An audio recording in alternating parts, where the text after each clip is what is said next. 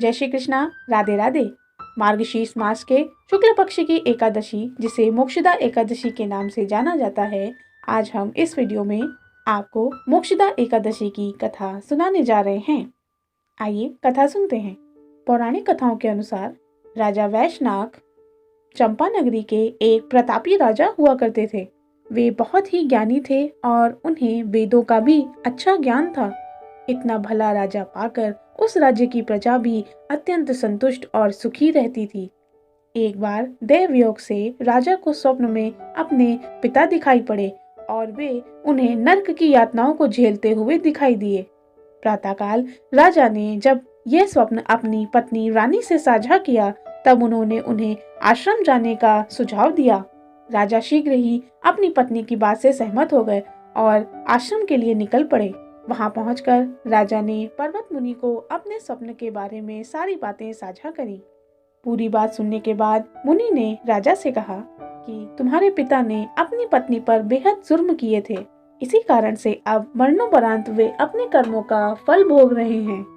यह जानकर राजा को बहुत दुख हुआ, परंतु पिता के प्रेम के कारण उन्होंने अपने पिता के दुखों का नाश करने के लिए अपने मुनि से उनका उपाय जानना चाहा।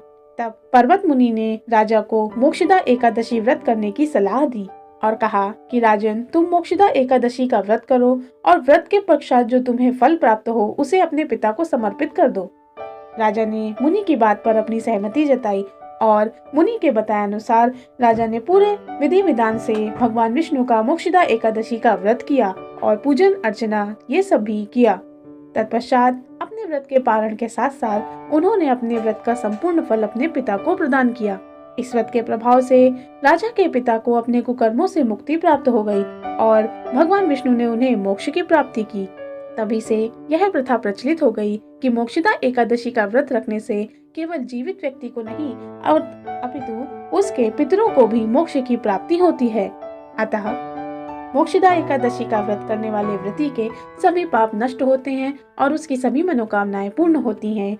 हे भगवान श्रीहरि, जैसे आपने राजा के पिता को उसके कष्टों से मुक्त किया, उसी प्रकार से आपकी ये कथा सुनने वाले, बोलने वाले और हुकारा भरने वालों को भी मोक्ष की प्राप्ति कराना और उनकी सभी मनोकामनाओं को पूर्ण करना। बोलिए भगवान श्री हरि की जय। बोलिए राधे राधे।